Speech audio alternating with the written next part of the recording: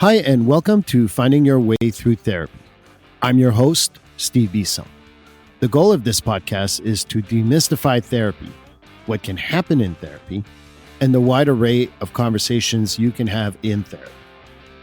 I also talk to guests about therapy, their experience with therapy, and how psychology is present in many places in their lives. I also share personal stories. So please join me on this journey about therapy.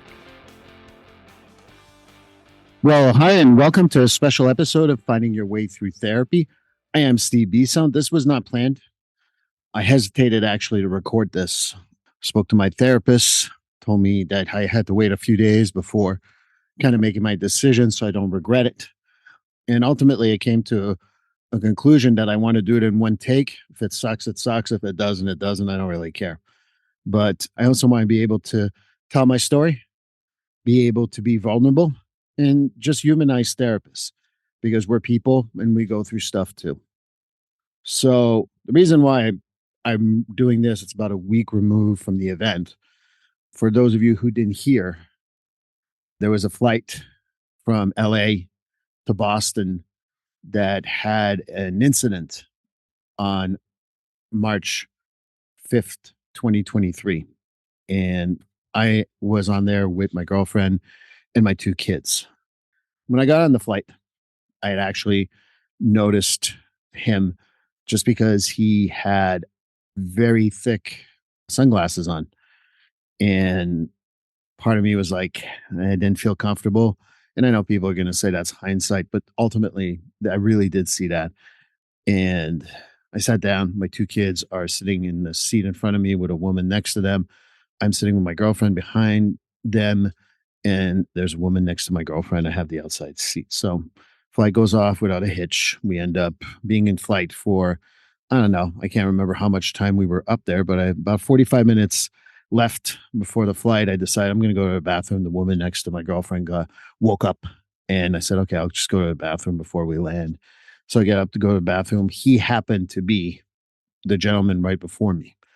I know that people might, I'm going to kind of like go with the narrative first before going into too much emotions. So go to the bathroom. He was sticking around right after he got out and I'm like wondering why. So I go to the bathroom. I step out of the bathroom. I see the flight attendant. There's a door right in front of the bathroom. And she's like, someone played with the door. And she noticed that. So I go sit down. It's not my gig, right? I'm not going to get involved. And my kids decide they need to go to the bathroom before we land, just like I did. So they go in the back bathroom. While they're in the bathroom, the flight attendant, and one of the great flight attendants we had, goes and asks him if he played with the door. And just about the same tone. I'm kind of like not exactly sure about the tone, but it was an accusatory tone, just something like a matter of fact done by the flight attendant. Well, that got him upset. He started getting angry and he started stating different things, one of them being that he's Baltazar, and started saying that women and kids are safe, but not the men. And the reason why is that the men, I can't remember how he abused women and I don't know how he abused kids, but use your imagination. He was saying that about us men. So my kids get back from the bathroom at that point and I say, go sit down. And I'm not sitting with them. So they're right in front of me. So my girlfriend, very helpful, is taking care of one of them. I take care of the other. But because he was focusing on the men, I had to make a decision. I had to make a decision between standing up to go sit next to my kids or staying behind him and not get the focus of his attention because he's really focusing on men at this point. So I decided to just try to help my daughters rub their shoulders and say, you're okay. Don't worry. You're safe. And try to remind them of that. So at one point, he stands up and gets louder. And he starts talking about Homeland Security. I think people said air marshals. I'm pretty sure he had said Homeland Security. Say, who's Homeland Security? And he started, this is happening. We're 3 to 4 rows. He's in front of us. So we hear him pretty loudly. We are in this vision if we decide to stand up, basically. And he's starting to look at other men saying that, are you Homeland? Are you going to shoot me? And if you do shoot me, the bullets will go right through me because I'm Baltazar and they won't kill me. And that just I'll be safe, or we can't remember the exact words. So he states that at one point that he gets more and more upset. He gets up and he was up at that time too. I shouldn't say he just got up, but at one point he starts stating that there will be a bloodbath, and then mentions a weapon of some sort. So then he, at one point, because he got up, I didn't see all that because I'm hiding behind my daughters trying to rub their arms, and I'll share that feeling afterwards. And then he says he's going to take over the plane. Thank you for the 4 to 6 men who really charged at him, pushed him down, and held him down. The flight attendants helped, and they started looking for zip ties and the cuffs. The zip tie cuffs, I should say. He's held down, but the cuffs break. Then around, they start throwing the message around the plane that does anybody have their belt or ties or anything that they can use as a restraint. Who goes on a plane anymore with belts, because everything we got to go through TSA, right? So hard to find. So I'm all that after you got tackled. I asked a woman who was sitting next to my kids to get up, and I start reassuring my kids. I talk to them, I process them. You're safe, you're fine. Talk about all those things, and just want to make sure they're okay. They have a lot of questions already about weapons. They have questions about what happened. Why is he that way? So I try to answer as much as I can. But the girls, once they hear that he did not have a weapon, and I joke around that he didn't have a weapon because, and this is not a joke, at LAX, we couldn't even wear our hoodies through the security. They had to put that down. So I'm like, if we can't wear a hoodie, I'm pretty sure he's not bringing a weapon. So we're able to do that. My girlfriend had a prescribed medication, a benzodiazepine that I can't remember what it was, but she decides that she's going to try to help. She grinds it. He said he was thirsty, the gentleman in question, while he's being restrained. So she puts it in his mouth. So hopefully it gets absorbed and it calms him down. He's held down. We're still in the air during all this time. And originally 45 minutes in, we're over, I want to guess, New York, New Jersey, around there. But they took the plane all the way back to Logan. So people get tired and all that. So after I reassured my kids, I asked my kids if they need help. Do you want me to go help them and to restrain them? And they said, sure. But I didn't have to do that, thankfully, because they had asked once or twice, but I didn't have to do anything. So after my girlfriend did that, she goes and sits down. We land in Logan pretty violently because the plane's coming at a really rapid rate. We want to land ASAP, obviously, makes sense, right? So once we land, he's taken off the plane and I don't think he was on. Like as soon as the troopers got in, Massachusetts State Police, shout out to them too, by the way. They take him out right away. And then they said, well, can you sit down? We're just going to run people, we're going to talk to people, get some statements.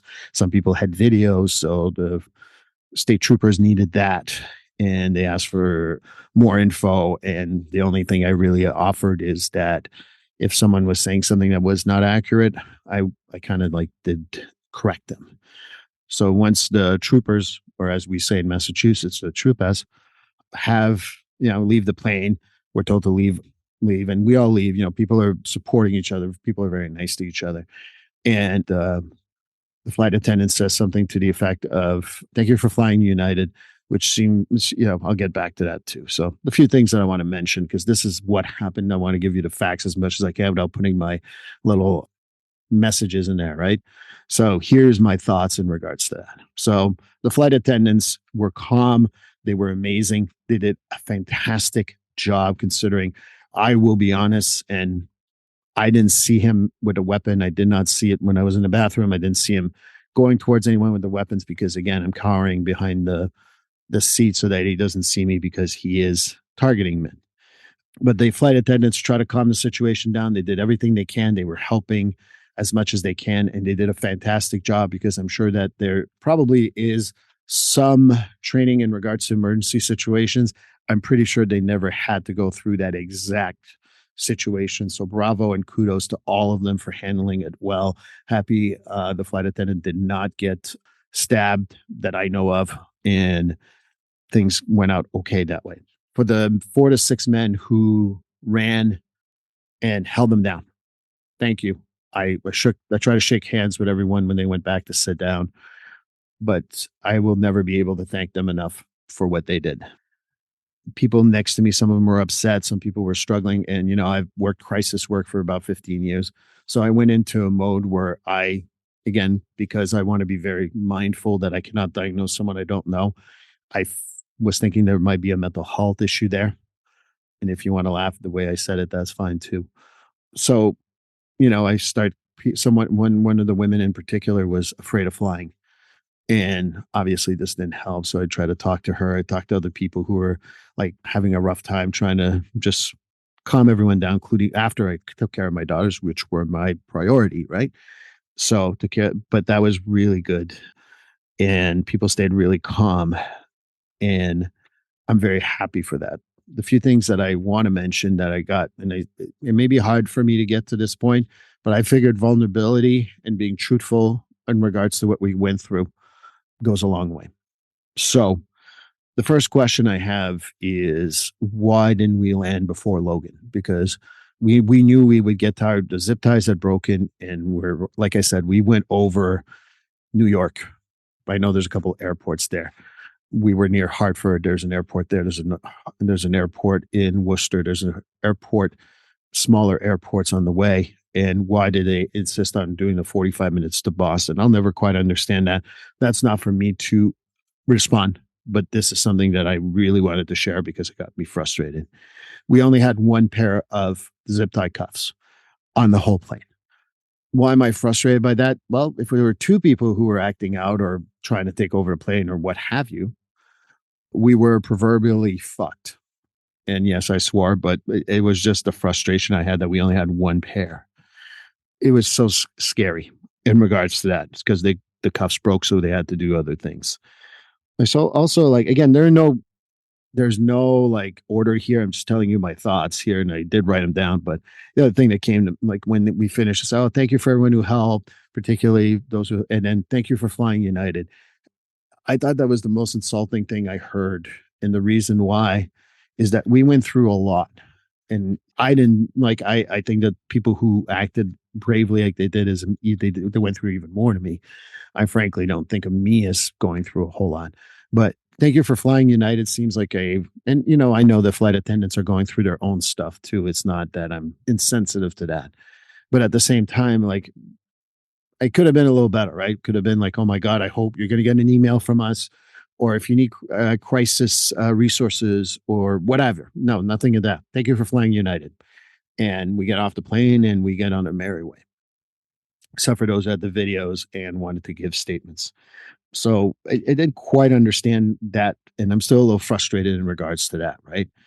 And there was no follow up. I wrote to them in regards to that on Monday. My girlfriend did something on Tuesday or Wednesday and didn't follow up anything. And so I have my resources. I have my therapist. I'm a therapist myself.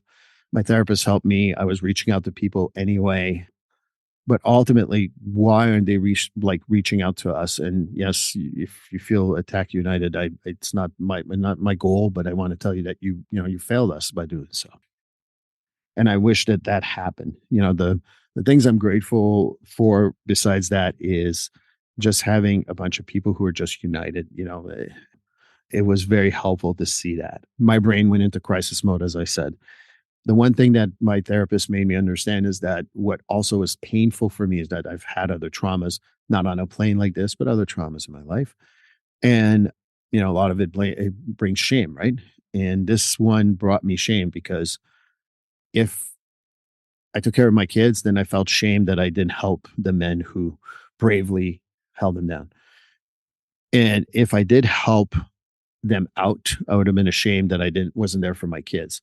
Knock on wood, my kids still like say, it's a bad incident. They were even annoyed with me on Friday when I was asking how they were doing, and they're not affected. And I'm very proud of that. I'm hoping that I contributed to that, but my shame was going to come either way, and I couldn't win. And that's a lot of the shit that I still struggle with right now.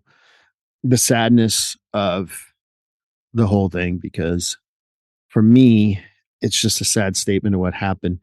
And not only for the mental health part, because that's part of what he had as an issue, in my opinion. It's just an opinion. There's no proof of what I'm saying that here, but intense sadness for that poor woman who probably will never fly again. And, we didn't send any support for her.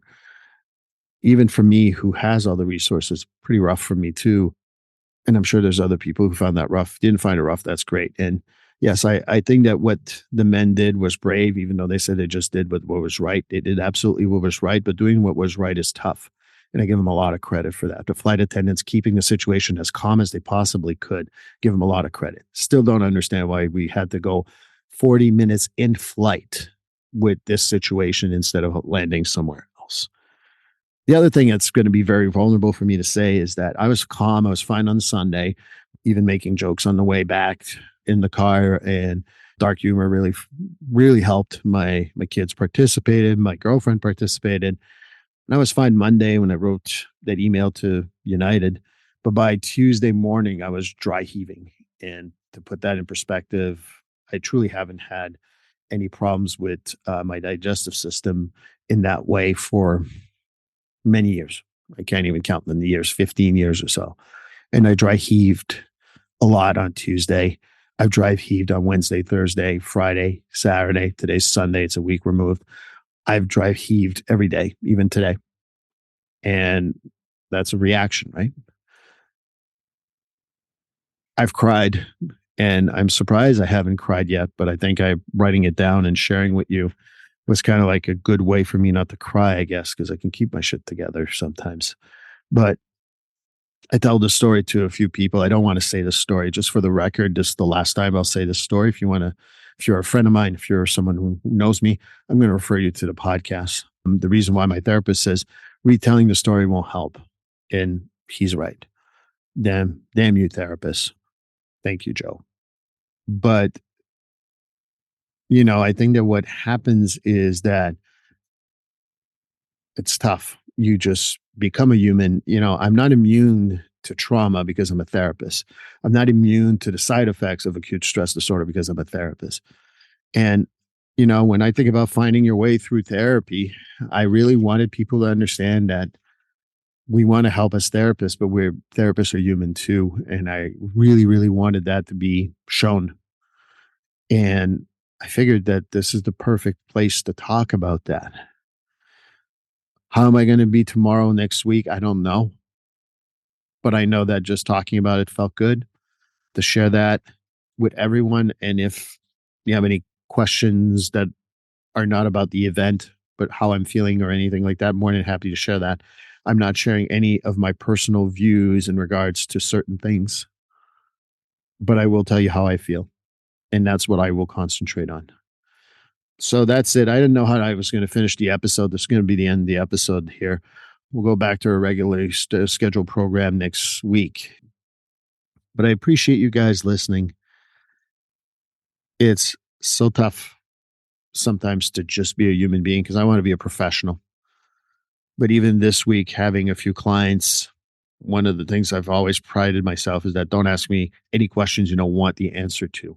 And one of the questions I've done since a long time is if you ask me how I'm doing, I'm going to tell you exactly how I'm doing. Whether you like it or not, I don't care. And I've said that to a few people. I've been able to kind of like give them the cliff notes and not be too emotional. But one of the things that I said to myself a long time ago is if you can be human as a therapist, you can let them be humans in life. And there was a particular client this week. I was sharing a little bit about this.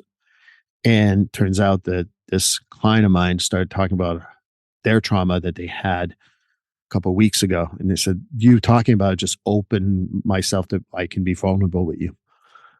So again, I don't know how to end this episode other than saying that my clients they listened a little bit. I didn't take over their sessions. I was every time I did, I said, oh my God, I can't take over your session. And they would always go, no, you can tell me. I'm like, no, this is your session. Because, part of it is I know some therapist friends of mine will say, well, you shared too much with your clients. This is not something we should be doing. You're taking over the session. I didn't get the impression from any of my clients that they felt that way. And I'm pretty sure they didn't. But ultimately, I'll be myself on this podcast. I can guarantee you that I'll be authentic. I'll be myself. My reactions are authentic right now. I'm feeling okay. I do feel the tears in my eyes. I'm going to put the video in on YouTube if you wish. But I know that I'll get better. But I won't get better by holding the story down and not talking about it. I won't talk about the story, but how I feel. And I've been able to, between talking to a great friend of mine on Tuesday, being able to talk to a few more people Wednesday and Thursday, going out with a friend again on Friday. Yesterday, I was able to talk to another friend. We had something planned and was able to open up with him. And then today went with my girlfriend's friends and we, kind of like share that story too. One of the things I would say to make sure that things don't become post-traumatic stress disorder, acute stress disorder is to talk about it. And not necessarily the event, but your feelings and how you felt around this. Do you do that with just about everyone? No, do it with people you trust. But ultimately, it's really been helpful for me to be able to open up about it. So, all right, now it's the end. Regular scheduling program coming back next week. I really thank you for listening, and I'll see you next week. Please like, subscribe, or follow this podcast on your favorite platform. A glowing review is always helpful. And as a reminder, this podcast is for information, educational, and entertainment purposes. If you are struggling with a mental health or substance abuse issue, please reach out to a professional counselor or therapist for consultation.